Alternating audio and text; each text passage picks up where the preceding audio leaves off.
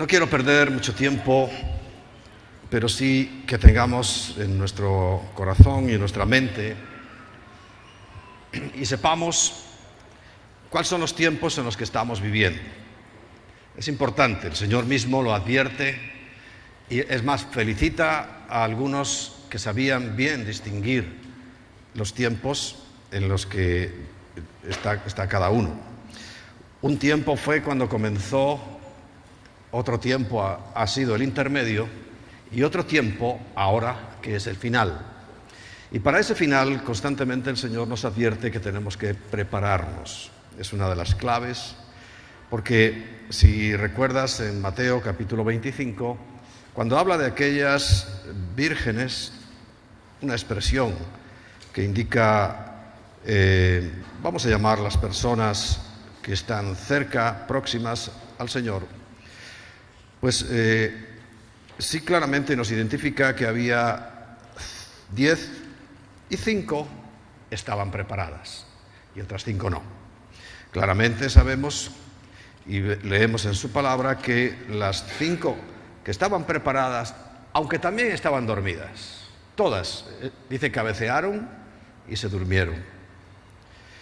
Porque la espera se hace larga, ¿no?, en muchos momentos, pero al estar preparados, ¿y qué significaba estar preparados? Pues tener aceite en la lámpara, sabiendo que el aceite es el Espíritu Santo, la presencia del Espíritu Santo, y además tenerlo en abundancia. Ellas no solamente estaban en la lamparita, sino que tenían suficiente provisión de aceite para poder solventar aquel asunto, y las que no estaban preparadas es que no la tenían. Si recuerdas, también mencionamos al final de otra parábola, de otra enseñanza, que habla también de la fiesta de las bodas y que hay que estar preparado. Leíamos, y quiero recordártelo, el capítulo 22 de Mateo, versículo 14, porque muchos son llamados y pocos escogidos. Muchos y pocos. Siempre tenemos ahí esa cuestión.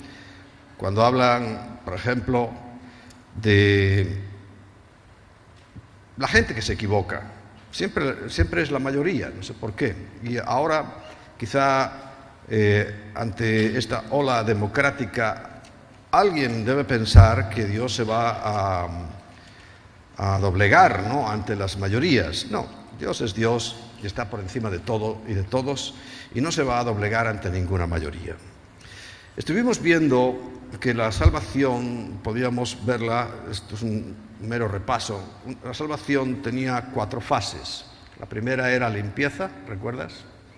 La limpieza es salvación, la limpieza es cuando nacemos de nuevo.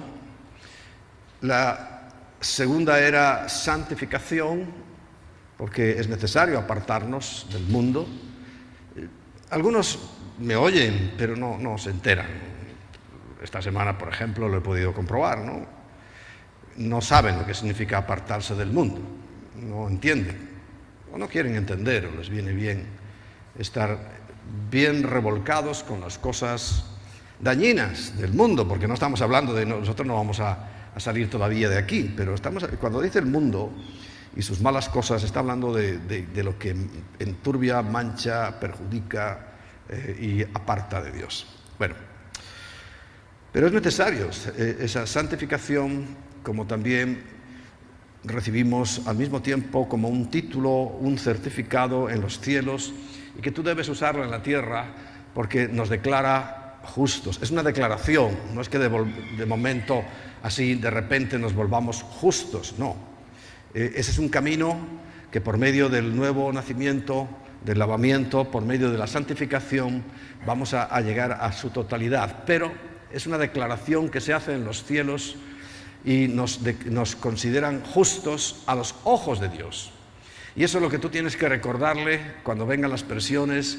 Dice, Dios ha dicho ya de mí que soy justo, me ha justificado. Es una acción externa a mí, pero que tiene que también repercutir en algo interno. Y esa es la única, recuerda, es la única condición que Dios nos pide para estar en su presencia, haber sido justificados, declarados justos, y esto solamente ocurre por la sangre de Jesucristo.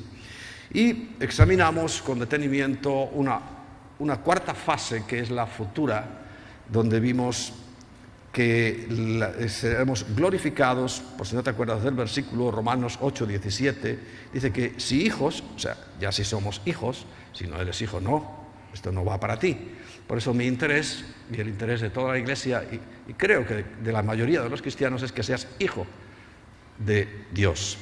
Y si ya eres hijo, también heredero, nos convertimos en herederos, herederos de Dios y coherederos con Cristo, si es que padecemos juntamente con Él, para que juntamente con Él, dice, seamos glorificados. Esa parte la examinamos detenidamente, ¿recuerdas?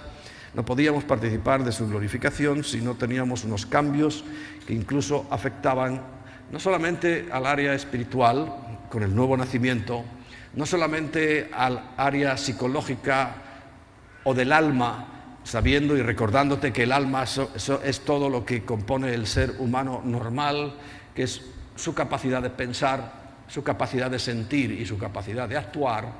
Eso es el alma. Todo eso está siendo cambiado por medio de la santificación, y el cuerpo también tiene su parte, que aunque tengamos que abandonarlo durante un tiempo aquí en una sepultura, es temporal. Aunque hayan pasado 2000 años desde que vino Cristo, recuerda, el apóstol Pedro nos dice que para Dios un día es como 1000 años y 1000 años es como un día. O sea que los que murieron en aquel tiempo apenas llevan un par de días en la tumba. Y Dios sabe muy bien dónde está el cuerpo y se juntará y volveremos a recuperarlo, pero no un cuerpo, recuerdas, no lo voy a volver a explicar, que hay diferentes clases de cuerpo. Hay cuerpo animal, hay cuerpo celestial, espiritual, hay cuerpo del pescado, hay cuerpo de los animales del campo y hay cuerpo del ser humano, que son distintos, pero todo eso es corruptible, se va a sembrar en corrupción, pero dice que no resucitará de esa manera, sino que resucitará en incorrupción, con unas características físicas totalmente extraordinarias. Sí, como lo vemos en las películas. Extraordinarias. Porque ahí tendremos que participar. Recuerda que lo que estamos hablando y a lo que estamos queriendo prepararnos es para un evento reservado para los hijos de Dios. Y dentro de los hijos de Dios está reservado para los fieles, no para todos. Porque claramente, si tú lees el capítulo 7 del libro del Apocalipsis, verás que en una entrevista que está Juan hablando con el ángel, le dice, ve subir una cantidad de gente y ve que están adorando allí muchísima gente, muchos. Dice, innumerables, y pregunta, ¿quién son estos? ¿Por qué preguntaba que quién eran aquellos? Porque a él no le sonaban, no eran de los suyos, no eran de esa época de los cristianos primeros, sino que era gente que no le sonaba de nada. ¿Y quién son estos? Entonces le dice, estos son los que han salido, han podido salvar su vida en la gran tribulación. Y cuando hablo de la gran tribulación, estoy hablando de un término que ha usado el propio Señor Jesucristo. Y quiero que lo leas conmigo en Mateo capítulo 24, recuerda, dice que cuando Jesús salió del templo y se iba, se acercaron sus discípulos para mostrarle los edificios del templo. Impresionantes, espectaculares. Si alguna vez vais a Israel nuevamente, como vamos a ir ahora después del verano, hay una visita que no está incluida en nuestro programa, porque además es que son grupitos pequeños que pueden entrar, una visita virtual. Yo te la recomiendo, yo la he hecho un par de veces y estoy encantado y la haré más veces, porque no sé si habéis hecho ya algo de esto virtual, ¿no? Que es la moda que se está poniendo. Ves las dimensiones de aquel templo y en verdad no me extraña que hicieran aquellos viajes tan largos en aquella época para ver eso. Era espectacular. Bueno, y estaban un poco también orgullosos. Le dice, mira todo esto, unas columnas gigantescas, todo espectacular, la verdad. Y creo que es una buena recreación esa visita. Entonces le dice, ¿veis? Le enseñó todo eso. Y el Señor le dice, ¿veis todo eso? Dice, de cierto os digo que no quedará aquí piedra sobre piedra que no sea derribada. Quedaron sorprendidos, ¿no? Y se van. Sabéis que hay una distancia entre el templo y donde sigue el relato, que es en el versículo 3, es en el Monte de los Olivos. Hay una pequeña distancia, suficiente como que para que fueran pensando, ¿no? Diciendo, ¿qué nos habrá dicho? ¿Qué será esto? ¿Por qué nos habrá hablado de esta manera? Y estando él sentado en el Monte de los Olivos, los discípulos, nuevamente, recuerda que siempre son los discípulos los que preguntan, los que se interesan. Yo no sé si tu interés es ser discípulo o simplemente estar ahí.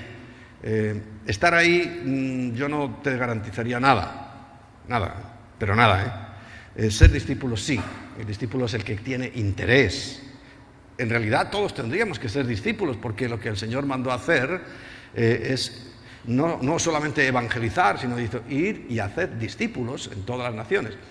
Estos que tienen interés, que preguntan, que viven, que su interés es el mismo que tiene el Señor. No es simplemente asistir por asistir. Nos han engañado durante muchos siglos diciéndonos que, bueno, si asistes a tal ceremonia religiosa, y además algunos te lo dicen 1 o 2 veces en la vida, eso ya es suficiente para salvarte. Miserables los que lo dicen, que sobre ellos caiga su maldad, porque eso es mentira.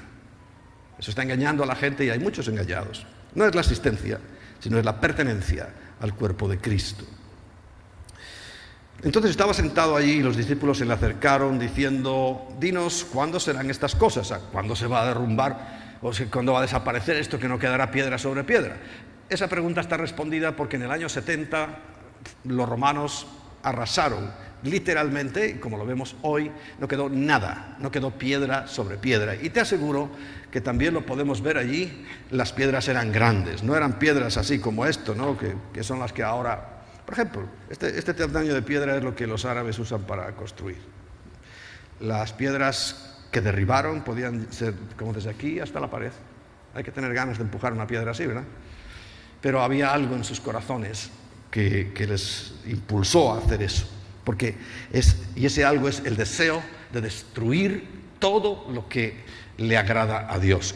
Como hoy estamos viviendo, y la sociedad en general, eso que se llama el mundo, está haciendo los mayores esfuerzos que puede para destruir todo lo que signifique Dios y todo lo que Dios creó y todo lo que Dios amó. Tristemente para ellos tengo malas noticias, no lo van a lograr, pero sí su propia destrucción, a no ser que se arrepientan, porque cuando uno se arrepiente nunca dice estos pecados sí y estos no. Porque cuando habla de que el pecado imperdonable es contra el Espíritu Santo, claro, si tú no recibes al Espíritu Santo no tienes nada. No recibes el perdón, por eso es imperdonable. Pero no está hablando de ninguna acción, ni ninguna palabra que yo pueda decir, ni nada de eso. Porque hay gente que también se preocupa por esas cosas. Pero no solamente le preguntan, esa primera pregunta se respondió poco después, para ellos 30 y tantos años después. ¿Cuándo serán estas cosas? Es la segunda pregunta. Esa primera pregunta, ¿y qué señal habrá de tu venida? Porque él les había dicho, yo me voy a ir, pero volveré. Y del fin del siglo. 3 preguntas. En estas 2 siguientes preguntas, ¿cuándo vuelves? ¿Y qué señales? Cuando se acabe el mundo, ¿qué es lo que tenemos que observar para saber que estamos en estos tiempos? Y es lo que estamos haciendo nosotros, observando y estudiando en la palabra para saber si estamos en el tiempo del fin, porque es importante estar listo, preparados para el tiempo del fin. Y ahí hay un evento que se llama el arrebatamiento, del cual todavía hoy no voy a hablar. Voy a dejar, yo creo que ya la semana próxima vamos a hablar bien sobre el arrebatamiento, pero en líneas generales es una acción comparable con las bodas de Israel, donde el novio arrebata, se lleva a la novia. En este caso, previo a una declaración que el propio Señor Jesucristo hace, después de explicarles, y ten en cuenta una cosa, no te olvides de que, según 1 Corintios capítulo 10, hay Israel, los gentiles y la iglesia de Cristo. 3 tipos de personas, Israel son ellos, los judíos, lo que llamamos judíos, los gentiles, el resto.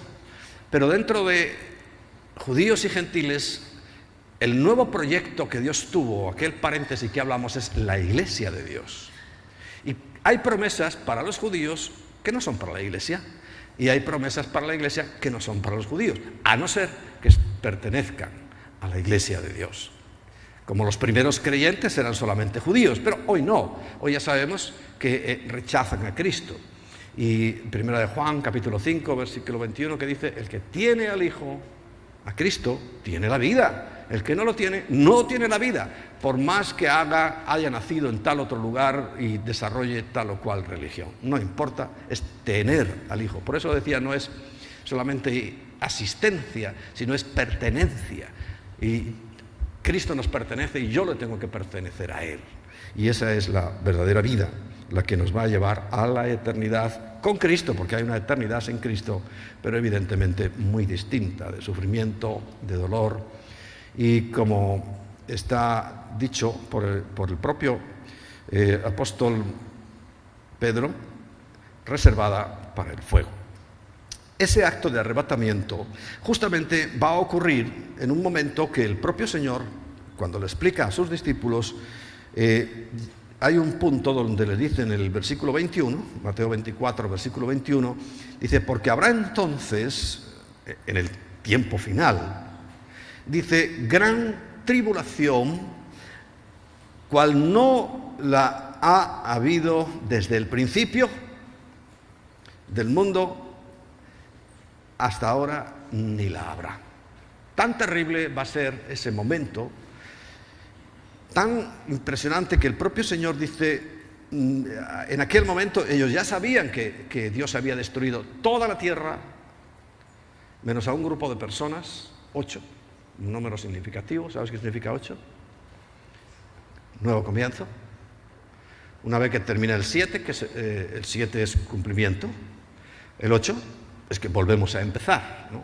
Entonces es significativo también que fueran 8 personas, porque iba a recomenzar otra vez la raza humana. Y eso está en el capítulo 6 de Génesis, que yo lo aconsejo porque lo que hoy quiero argumentar son los ejemplos que nos encontramos previos a este evento, que pues gente lo niega, ¿no? Hay bastantes grupos de cristianos o pseudo cristianos, algunos son cristianos de verdad, pero no entienden, y hay otros pseudo cristianos, o sea, que creen que son cristianos sin serlo, porque recuerda que es el que tiene al Hijo, el que tiene la vida, y no lo aceptan, porque esto hay que comprenderlo espiritualmente, hay que acomodar 1 Corintios 3, ¿verdad? Lo espiritual a lo espiritual. Entonces, si yo no tengo el Espíritu, no puedo entender las cosas espirituales, y las cosas de Dios hay que entenderlas, aunque se entienden muy bien por las cosas hechas, pero para eso hay que tener también un nuevo nacimiento. Entonces, en el capítulo 6 de Génesis se planteó una maldad tan grande, y hay una realidad que el Señor siempre va a avisar de lo que hace, siempre. Y ahí es cuando, en el capítulo 6, el 7 y el 8, es cuando el Señor destruye toda la tierra, pero no lo hizo así de repente, sino que había una causa muy parecida a la de hoy, porque recuerda, estamos hablando de Noé, y qué es lo que el Señor también nos dice para este tiempo, que será como en los días de Noé y como en los días de Lot. Hoy también vamos a hablar de este otro personaje, de Lot. Y Noé, concretamente, ¿cuál era su situación? Dice el versículo 3, por ejemplo: y dijo Yahweh, no contenderá mi espíritu con el hombre para siempre, porque ciertamente él es carne, mas serán sus días 120 años. En el versículo 5 dice: y vio Yahweh que la maldad de los hombres era mucha en la tierra, un exceso de maldad había en la tierra, y que todo designio, o sea, todo lo que para donde emprendían, por ejemplo, una ley, como las leyes que están haciendo ahora, todo designio de los pensamientos y del corazón de ellos era continuamente, de continuo, solamente el mal. Y esto es lo que estamos viviendo ahora, porque es como en los días de Noé, en los días que nos está tocando vivir. Pero le advierte, dice, voy dice el versículo 12, y miró Dios la tierra y he aquí que estaba corrompida porque toda carne, es que todas las personas se habían corrompido, se habían desviado, y dice, habían corrompido su camino sobre la tierra. Dijo pues Dios a Noé, he decidido el fin de todo ser. O sea, ya, tomé la decisión y voy a exterminar de la tierra todo ser, todos. Porque la tierra está llena de violencia, por un lado, a causa de ellos, y he aquí que yo los destruiré con la tierra. Pero a él le dice, siempre había una posibilidad de salvación. Hazte un arca de madera de gofre, y empieza a darle las medidas, y sabemos perfectamente, porque conocemos muy bien la historia sagrada, de que allí se metió Noé con su esposa, sus 3 hijos, Sem, Cam y Jafet, con sus esposas, 8 personas, y ellos con los animales que Dios le dijo que guardara, son los que se salvaron. Y así lo hizo Noé, y comenzó a llover. Sabéis que era más que llover, porque lloviendo, si alguno es inteligente, de los que estamos aquí o de los que me escuchan, puede hacer un cálculo. Hoy las ordenadores, las computadoras nos ayudan mucho en eso, ¿no? Si se calcula lo máximo que puede llover hoy en intensidad, tantos litros por metro cuadrado, ¿no?, como nos dicen en las noticias los meteorólogos, si calculan eso, el máximo, pues podrían hacer un cálculo en un ordenador y verían que 40 días y 40 noches lloviendo al máximo apenas cubriría la tierra 3 dedos. 3 dedos. La tierra de abajo, no estoy hablando de las montañas. Pero aunque fueran las montañas y llegara hasta la última y la montaña más alta y solamente la sobrepasa 3 dedos, bueno, pues yo me puedo subir allí y no me voy a ahogar, ¿no? Y murió todo, criatura, toda la vida, que no estaba en el arca. El arca, por cierto, representa a Jesús. Hoy Él es nuestra arca y el que está en Él, ese será salvo. Pero el que no está, se perderá su vida, perderá todo por lo que ha luchado y querido. Bien, en el capítulo 18 empieza también una advertencia, porque siempre Dios nos va a avisar. El Génesis 18, 17 dice que Yahweh dijo, encubriré yo a Abraham lo que vaya a hacer. Este ya es otro caso. Terminó ya todo el episodio del arca. Vuelve otra vez a recomenzarse la vida, porque si te lees, yo te lo recomiendo, los capítulos 6, 7 y 8, verás que Dios vuelve a dar una orden igual que en el capítulo del comienzo. En el capítulo 1, capítulo 2, dice, vosotros creced y multiplicaos. Por eso no le atribuyas a Dios cuando salen cosas raras, porque es nuestra responsabilidad crecer y multiplicarnos. O sea, la relación sexual que causa que un óvulo sea fecundado por un esperma no es una intervención de Dios, sino simplemente es algo físico. Y físicamente fallan las cosas. No es que puedan fallar, es que fallan las cosas. Por eso hay tantas historias. Sí que ocurre muchas veces que al no obedecer o no llevar las normas correctas es cuando esto se produce con mayor virulencia. Bien, comienza advirtiendo en la otra etapa de que iba a haber una gran destrucción, pero lo voy a hablar al final, pero la advertencia quiero que la sepas, porque aquí a Abraham, ¿de quién estará hablando? Pues de Lot, que era su sobrino, y de todo lo que va a ocurrir. Dios nos avisa también por medio de los profetas. Otro que voy a hablar un poquito más adelante, pero su aviso fue a través de los profetas. En Segunda de Reyes, capítulo 2, dice el versículo 3 de la siguiente manera. Segundo libro de Reyes, he dicho segunda, mal dicho, todos decimos segunda, no es una carta, es un libro. Por lo tanto es Segundo de Reyes, capítulo 2, versículo 3. Cuando son cartas, sí, Primera de Corintios, Segunda, de tal. Pero aquí es un libro, por eso es primero y segundo.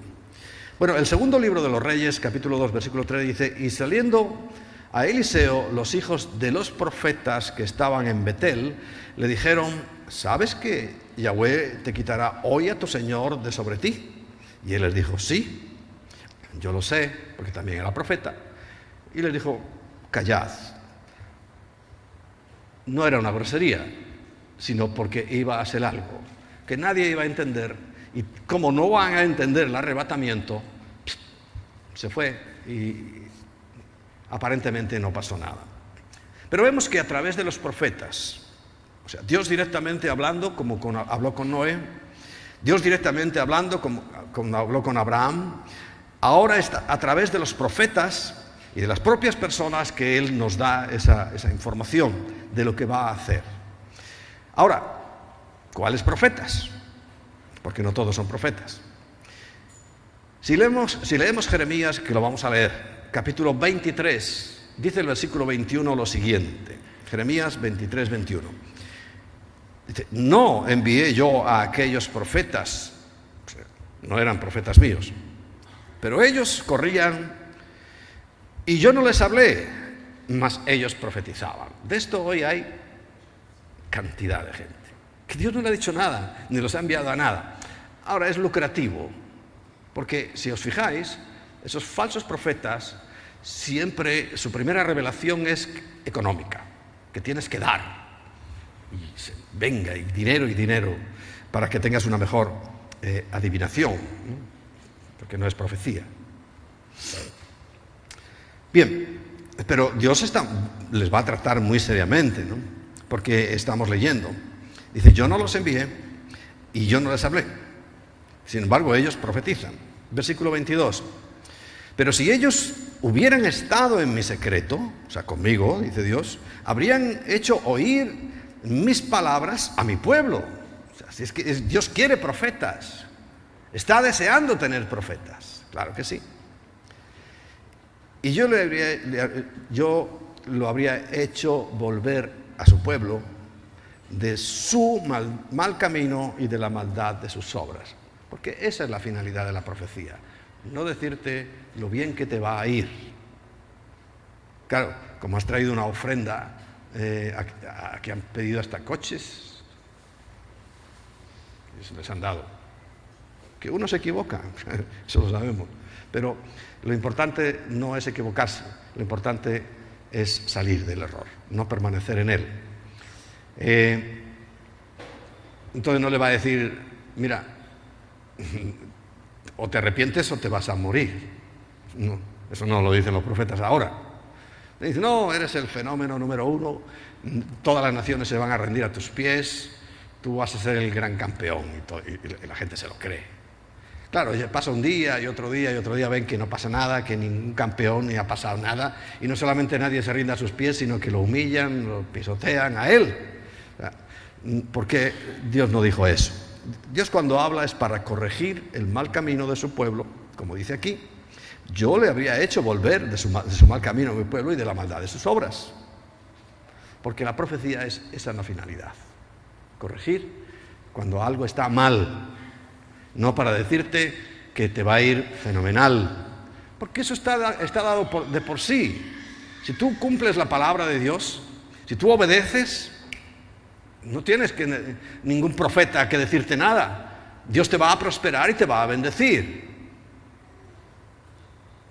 Y eso sale solo. Y el famoso versículo de Amós capítulo 3, versículo 7 dice, porque no hará nada Yahweh el Señor sin que revele sus secretos a sus siervos los profetas. Y estamos hablando de algo muy serio. Pero estamos hablando del profeta de los profetas, que era Cristo, que ya lo dijo. O sea, no tenemos que volver a decir, a ver, Señor, ¿va a ser esto? No, es que ya lo dijo. Dice, va a venir una tribulación. Dice, primero, va a ser destruido el templo. Les parecía increíble, pero fue destruido. Segundo, voy a venir, porque me voy a preparar, Juan capítulo 14, ¿no? A preparar lugar para vosotros. No se fue porque ya estaba aburrido de estar aquí. No, dice, voy pues, léete Juan 14, por favor. ¿Creéis en Dios? Dice, creed también en mí. Dice, porque ahora yo me voy a preparar un lugar para vosotros. Cuando ya esté listo ese lugar, volveré a por vosotros para llevaros al lugar donde yo estoy y para que estemos juntos. Entonces, y la tercera era qué señales, y aquí estamos viendo las señales, qué cosas tengo que observar yo. Y una de ellas es como los días de Noé y otra es como los días de Lot. Pero antes quiero decirte, ha habido previos arrebatamientos de gente viva que no ha muerto y está en la presencia de Dios. Porque si hoy fuera el arrebatamiento, a nosotros esta es nuestra circunstancia. Estamos vivos, pero ya leímos, ¿no? ¿Te acuerdas? En 1 Corintios 15, somos transformados en un abrir y cerrar de ojos para que esto físico sea cambiado de tal manera que podamos sobrevivir físicamente también a las nuevas condiciones. Eso ya lo sabemos, ya lo hemos visto. Pero Enoc es uno de los ejemplos. El primer ejemplo que sabemos. Por cierto, si sabéis, Enoc podía haber muerto en el diluvio. Tú miras las fechas, ¿no? Esto es una curiosidad que te doy. Si no se lo lleva el Señor, muere en el diluvio. Porque le tocaba, era de esa generación. Que todos, menos Noé, su esposa y sus 3 hijos y sus esposas, todos los demás hombres murieron. Todos. Pero él era bueno también. Lo que pasa es que Dios lo tenía en su corazón otra cosa. Pero sí dice claramente en Génesis 5:24, recuerda que la tragedia del diluvio comienza en el capítulo 6, capítulo 7 y capítulo 8. En el 5 se lleva a Enoc. Dice, caminó, Génesis 5:24, pues Enoc con Dios, o sea, caminar, claramente iban siempre juntos. O sea, Enoc no se movía si no iba con Dios, como nosotros tenemos que hacer, ¿no? Y desapareció. ¿Por qué? Porque Dios se lo llevó. Fíjate que en el libro de los Hechos, en Hebreos capítulo 11, hablando de los héroes de la fe, Hebreos 11, dice el versículo 5, que por fe Enoc fue trasladado. O sea, Enoc tenía que vivir por fe, igual que nosotros. Porque ya sabéis que sin fe es imposible agradar a Dios. Y hablando de los héroes de la fe, nombra a Enoc y dice que fue trasladado para que no hubiera muerte. O sea, fue el primer ser humano que no murió, pero sí se lo llevó Dios. Y no fue hallado porque lo trasladó Dios, el arrebatamiento, y antes del traslado recibió testimonio de haber agradado a Dios, como también nosotros. Por eso digo que como no te pongas las pilas y agrades a Dios, no te trasladas, te quedas aquí. Y serás de esos, ¿quién son esta multitud tan grande que veo aquí, decapitados, por cierto? Y el ángel contestó, son de los insensatos, torpes, que oyeron la palabra una y otra vez, pero quisieron agradar a su propia carne más que a mí. No dice todo eso, te estoy haciendo una... Y se empeñaron en hacer su vida, y se quedaron, porque no me agradaron, no los trasladé, y tuvieron que morir. Cruelmente, por cierto. Así que tú verás qué es lo que quieres hacer. El segundo caso, bueno, ya lo mencionamos, en segundo de Reyes, fue Elías, donde dice el versículo 11, segundo de Reyes 2:11, dice, y mientras ellos iban caminando, ¿quién? Elías y Eliseo, su discípulo. Iban tan tranquilos, caminando y hablando, sabían, ¿no?, que iba a ocurrir, pero no sabían exactamente cuándo.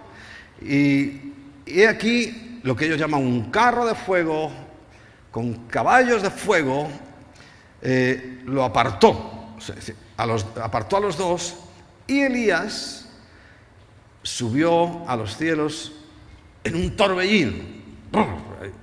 Bueno, aquí tenemos el tema de los ovnis, ¿no? Complicado. Ya os dije el otro día que yo sí, claro que como no voy a creer que somos extraterrestres y que hay extraterrestres, por supuesto, sí, esto está lleno de ángeles, pero también de demonios, que son extraterrestres. Y lo que ve la gente son demonios. Recuerda que te lo dije, con cara de lagarto, porque la serpiente que hablaba con Eva era una serpiente, o sea, un lagarto, era ese tipo de criaturas, y está claramente identificado. O sea, lo que pasa es que se van un poco al no tener la Biblia, se desvían, pero la gente que dice que hay reptilianos tiene toda la razón. Lo que pasa es que no son reptilianos, son demonios.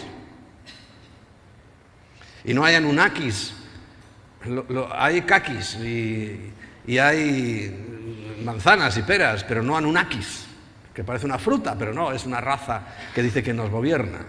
No, eso no existe nada. Hay demonios. Así, claramente. Y son extraterrestres, por supuesto. Y la Tierra fue creada y ellos la habitaron, fueron quitados y después nos pusimos nosotros y nos engañaron, Adán y Eva, y ahí siguen engañándonos hasta el día de hoy. Ahora, el tema de las naves. Bueno, yo no lo descarto ni te digo nada. Había un famoso predicador que su característica principal, aparte, bueno, predicar, había que aguantarlo porque te humillaban cuanto podía, porque se sabía la Biblia entera de memoria. Se llamaba Darío Salas, se llamaba porque ya murió. Él piensa que cuando un tercio de los ángeles, sabéis, se fue con Satanás, él dice, en su propia expresión, dice, y los bandidos de ellos se llevaron los carros. Y por eso hay gente que a lo mejor ve esos platillos volantes, que puede ser. Es que a mí eso no me preocupa. Porque vemos a Elías, vieron un carro volante. O sea, si hay ovnis o no, a mí no me preocupa.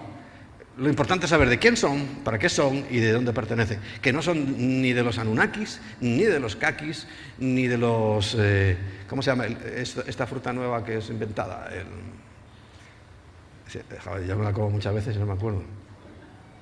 No, bueno, tú sabes. No sé, es nada de eso, sino ángeles y demonios.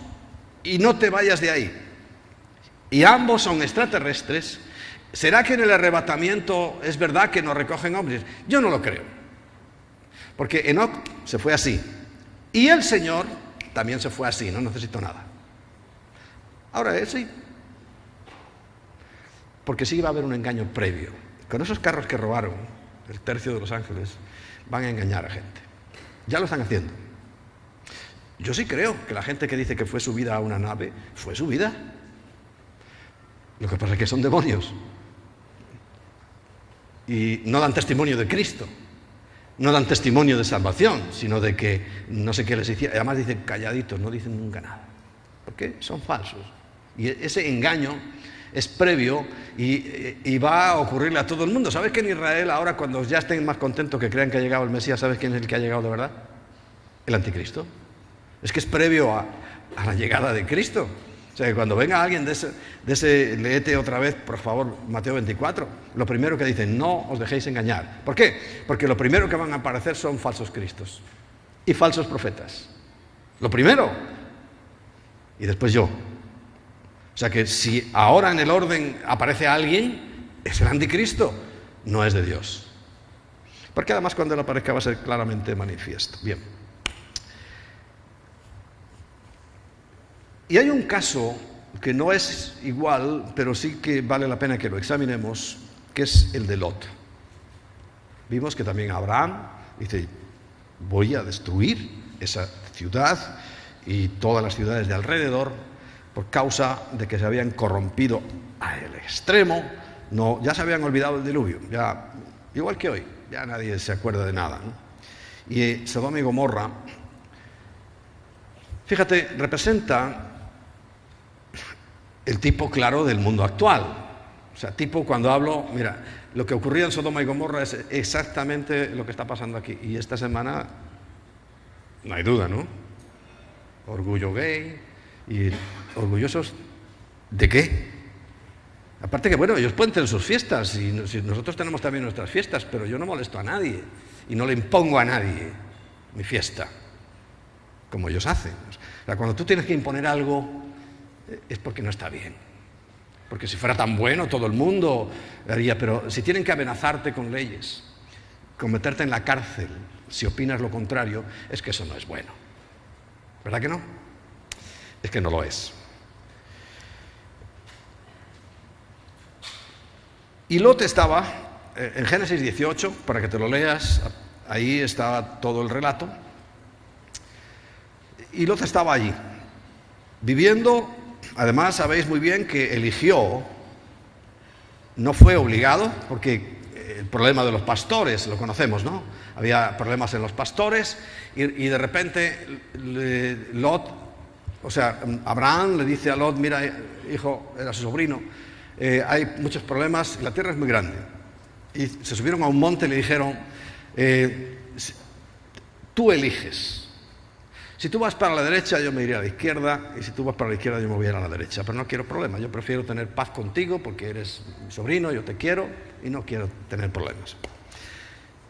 Sabiendo que Lot era el causante de los problemas, que no era exactamente un dechado de virtudes ni de buenismo, ¿qué creéis que eligió? ¿Ese desierto calcinado? ¿O eligió un vergel lleno de árboles, lleno de frutos? Es que eso era Sodoma y Gomorra, antes del juicio. Toda esa zona que pertenece al Negev, en la Biblia podrás encontrar un versículo que dice que habla del bosque del Negev. A partir de ahí siempre es desierto del Negev. Pero fue causa del juicio de Dios, ¿no? Porque no se fue al desierto, no se fue a aquello, se fue a lo mejor. Ahora, cuando llegó el juicio, se convirtió, está literalmente carbonizado toda la zona. Y así es como está, como escoria. Y Abraham se fue para el otro lado, donde sí había desierto de verdad, y allí, bueno, él sobrevivió. Pero actualmente el mundo está así. Su destrucción, la de Sodoma y Gomorra y las otras ciudades de alrededor, también es un tipo de la gran tribulación, porque fue por fuego. Recuerda que el agua ya pasó, Dios hizo un pacto. Por ejemplo, en el capítulo 7 y 8 encontrarás que el arco iris es un pacto de Dios con los hombres de que no los iba a matar nunca más por agua. Pero ahí no dice nada de fuego. El fuego sí. O sea, por agua tranquilos. Si quieren aprender a nadar, está muy bien. Pero es que es el fuego. Y allí lo que cayó fue fuego y quemó todo de una manera espectacular. Vete allí, si ya hemos ido. Hizo un cráter, si el nivel de la Tierra está aquí, hizo un cráter 400 metros por debajo del nivel. O sea, dio aquí, ¡pah!, y hundió 400 metros, pero en una extensión enorme. O sea, lo que cayó allí fue, pues, fuego. Y eso es típico, y es lo que va a pasar en la gran tribulación. Creo que lo leíamos hace unos días, hace un par de semanas, como uno de los ángeles quema casi toda la tierra. Se contaminan las aguas y además se quema la inmensa mayoría de la tierra.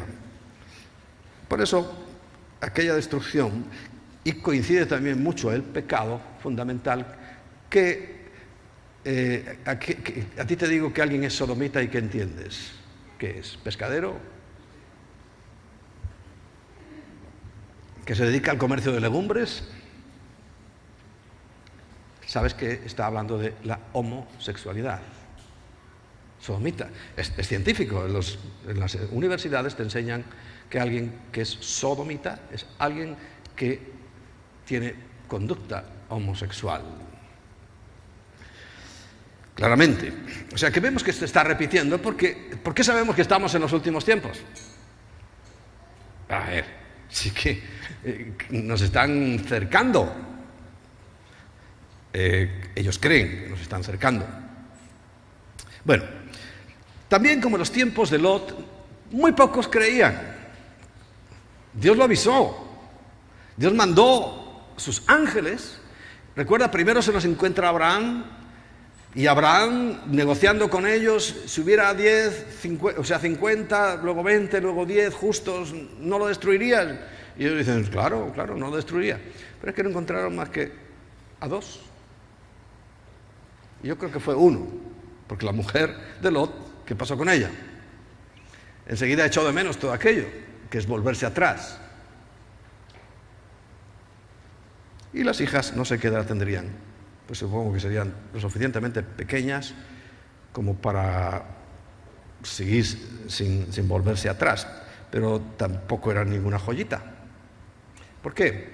Porque sabemos que se metieron en un monte y no sabían qué iba a pasar, y las niñas, que no deberían ser tan niñas, porque no nos habla de tiempo transcurrido, a una se le ocurre, oye, estamos aquí, no vamos a tener hijos, y emborracharon a su padre y una se acostó con él y quedó embarazada, Moab, y la otra tuvo la misma idea, volvieron a emborrachar a su padre y se quedó embarazada y dio luz a Amón.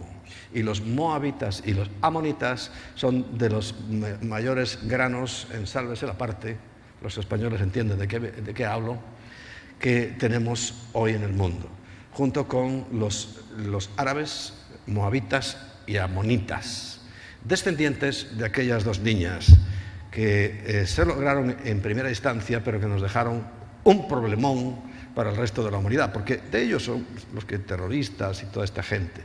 O sea, del río Jordán a la derecha, todo lo que hay para allá son moabitas y amonitas. Tienen montes, los montes de Moab y los montes de Amón. Allí está todo reflejado y todo viene de aquel momento. Bien. Pero lo cierto es que muy pocos creían con el tiempo del hoy y muy pocos creen hoy. Muy pocos. Pues basta el ejemplo, ¿no? Y aunque esto estuviera lleno y aunque fuéramos 5.000 y 30.000 y 100.000, serían muy pocos comparados con los casi 8.000 millones de pobladores que tiene la Tierra. Cuando vas a mirar los cristianos de verdad, muy pocos son los que creen. Y aún de esos pocos sabemos muy bien, y ya os lo he dicho, que hay cristianos y pseudocristianos que todo esto les sobra, no viven más que para su presente. Entonces, fíjate, siempre me preocupó Lucas 18:8. Lucas 18:8, fíjate, os digo, está hablando de un juez injusto, bien, pero siempre la conclusión. Os digo que pronto les hará justicia, pero la cuestión que nos tiene que preocupar a nosotros, pero cuando venga el Hijo del Hombre, o sea, cuando regrese, ¿hallará fe en la tierra? Esta es una pregunta retórica, ¿y sabes cuál es la respuesta? No. No. Te recuerdo Mateo 22. Muchos son los llamados, los que tienen la oportunidad. Pocos entienden. Es una dinámica que está ahí. Hombre, yo prefiero compararla con los 7.000, 8.000 millones. Seguimos siendo pocos.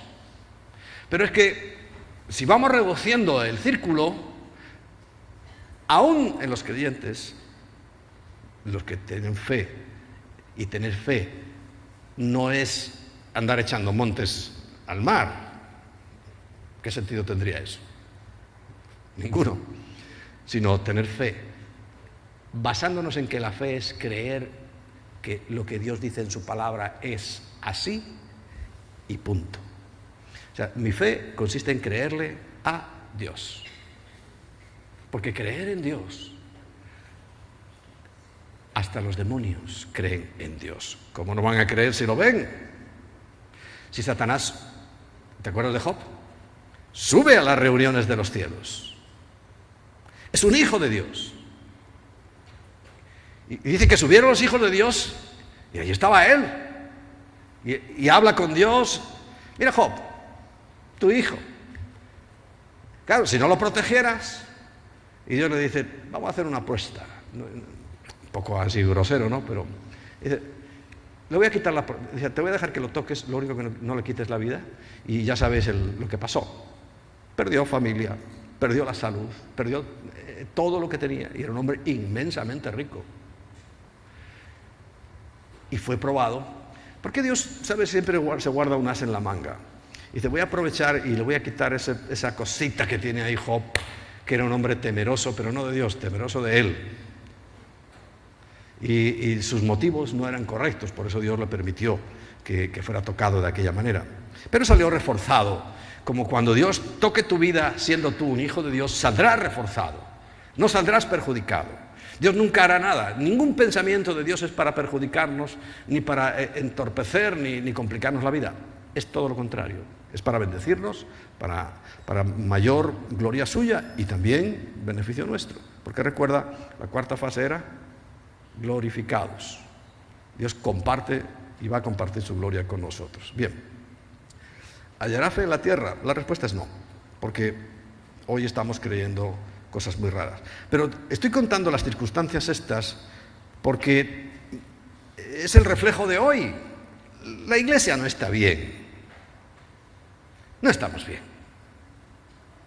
Y la iglesia, recuerda que no es un instituto, no es una organización, somos nosotros. Y no estamos bien. Ahora, a pesar de ello, Dios nos lo sacó y nuestra esperanza es que a pesar de que no estamos bien, mucho cuidado, no lo vayas a tomar como una excusa de nada, pero no estamos bien. Sin embargo, Dios dice, sal de ahí. ¿Recuerdas? Lo leímos hace poco en Apocalipsis que decía ¿a qué? Salid de ahí. Ahora si no sales. Y si sales y miras para atrás, es el otro problema. Pero si sales sin mirar diciendo, bueno, ya, eso es fe, eso es creerle a Dios. No en Dios.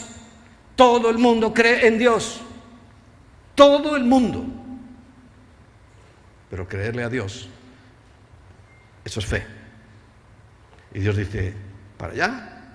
Y Abraham, ¿por qué se le llamó el padre de la fe? Porque se fue para allá. Y creo que la semana pasada lo mencionamos. ¿Y qué le dijo? Vas a llegar a una ciudad y cuando te encuentres un árbol, giras a la derecha y allí verás, ahí está tu casita.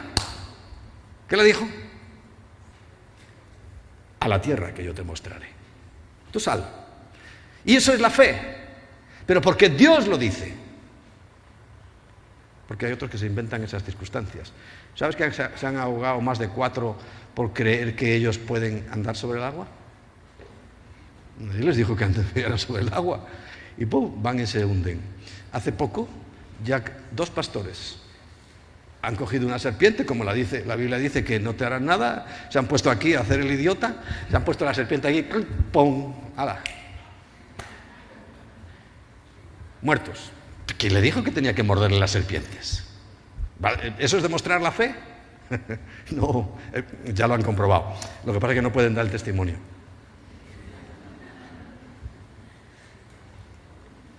Si son cristianos, tranquilos, están en el cielo. Y allí estarán lamentándose diciendo, vaya tonto, pero tonto de la casa de los tontos era yo. Vamos. Tonto, dice mi padre, tonto mi abuelo. Tontos del todo. Pero allí estará con el Señor. Y nuestra sociedad, y ya con esto terminamos, nuestra sociedad está corrompida hasta tal punto. Solamente quiero recordarlo para que lo leas en tu casa, Romanos capítulo 1, del 18 al 32, sabes que hay una sentencia también muy clara por desobedecer, que esto que está pasando hoy no es casual, sino que cuando hay ingratitud y desobediencia, ¿qué dice la Biblia en Romanos capítulo 1? Dios los entregó a pasiones vergonzosas, cambiando el uso natural de la mujer y en lascivia de hombres con hombres y mujeres con mujeres. O sea, que esto es algo que, porque la sociedad ya, tú sabes la cantidad de miles y miles de millones de euros y de dólares que podían haberse empleado para dar de comer a los pobres. Y podían estar muy bien los pobres, pero se lo han gastado simplemente para tratar de desmontar la creación de Dios. Sigue habiendo el mismo propósito, no ha cambiado para nada su idea. Entonces, ante esa situación, ya Dios ahí sí que ha dicho, y esto es una de las razones por las que yo sé que estamos en los tiempos finales, allá vosotros, y os voy a entregar a vuestras propias concupiscencias, pasiones vergonzosas y desordenadas. Y eso está ocurriendo así. Y podríamos leer otro texto que también te lo dejo para tu casa, lo que le dice Pablo a Timoteo, segunda de Timoteo capítulo 3. Pero lo que quiero que hoy meditemos para terminar es, cuando salgas a evangelizar, la urgencia de que ya viene el juicio final es lo que tiene que motivarte para decirle a la gente, no asustarlos, pero ellos tienen que saber El rey de Nínive oyó aquellas palabras y se arrepintió, y era un gentil. Y te voy a decir algo: nosotros no vamos a salvar la sociedad en su conjunto, porque hoy hay una creencia que, aunque tenga apariencia de buena intención, pero es falsa, y ninguna mentira procede de la verdad, ninguna. Entonces está la expectativa de ganar naciones, pero ellos creen que toda la nación entera con sus gobernantes no han leído la Biblia. No la han leído. Ahora, de esa sociedad corrompida sí se pueden sacar personas,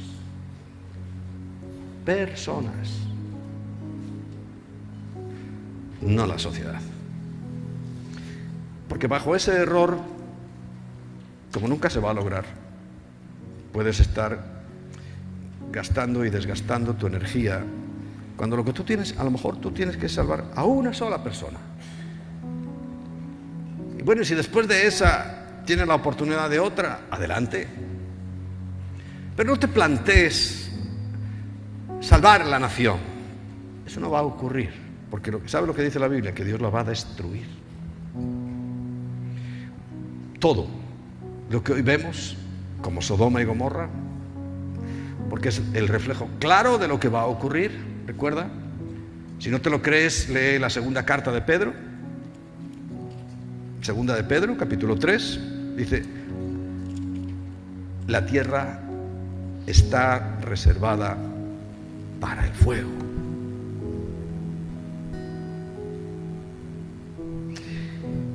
Y que me gustan las palabras de Pedro, dice el versículo 9: el Señor no retarda su promesa, según algunos la tienen por tardanza, diciendo: esos son cuentos, todo esto que dices del arrebatamiento, todo este rollo que lleva semanas metiéndolo, cuentos. Si ya lo decía Pedro, algunos lo van a negar, pero dice: sino que Él es paciente para con nosotros, no queriendo que ninguno perezca, sino que todos procedan al arrepentimiento. Más adelante el versículo 15: y tened por entendido que la paciencia de nuestro Señor es para salvación. Pero un día se acabará la paciencia, y ya estamos viendo que el pistoletazo de salida ha sido dado. Es que ya Dios abandonó a la gente y los entregó a mente inmunda. En todo el mundo ha pasado eso. Pero nosotros seguimos rescatando personas, salvando gente, y preparándonos para que cuando llegue ese momento en que el fuego juzgue la tierra, aquí lo dice el apóstol Pedro,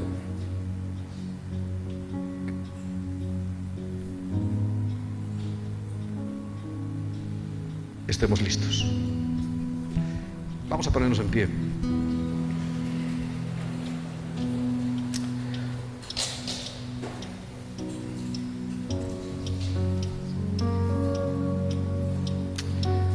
Señor, sabemos que Lot representa a muchos de nosotros que no estamos bien, pero a pesar de todo te buscamos, a pesar de todo te amamos, a pesar de todo estamos dispuestos a obedecerte. Porque si algo aprendemos de Lot es que a pesar de que no estaba bien, estaba viviendo en un lugar lleno de corrupción. Los habitantes de aquella ciudad querían violentar a los ángeles, eran todos homosexuales. Él hasta quiso darle a sus niñas, pero ellos no, querían a los ángeles. Pero él te obedeció y salió y no miró atrás. Hoy nosotros, Señor, que no somos mejores que Él, muchos de nosotros seríamos mucho peores que Él, pero sí estamos dispuestos a obedecerte. Sí estamos dispuestos a mirar solamente para adelante y hacer solamente lo que tú quieras, porque sabemos que tu misericordia, tu paciencia es para salvación. Por eso, Señor, hoy quiero pedirte que perdones mi maldad, que me limpies de esa maldad, Señor, que está en mi corazón, que me arrastra, que me empuja, que me lleva, que me controla en muchas oportunidades. Perdóname y no me dejes, no me desampares en estos momentos finales, que en cualquier momento puede ocurrir todo esto que estamos viendo. Pero sabemos, oh Dios, que aquellos que han sido fieles, tú los sacarás a tiempo, en el tiempo perfecto, para no ver ese horror tan grande que sobre la tierra se va a derramar, que van a vivir, que desearán morir y no podrán, que serán quemados aún por el sol, donde las aguas se volverán imbebestibles y todo se convertirá en un verdadero tormento. Lo triste es que dice en tu palabra que aún así no se arrepentirán. Pero nosotros, Señor, como Lot, sí nos arrepentimos. Y hemos hecho muchas cosas malas y hemos cometido muchos errores. Pero dile: aquí está mi vida, Señor. Haz conmigo lo que quieras. Lávame. Santifícame. Justifícame. Porque yo sí quiero compartir la gloria contigo, Señor.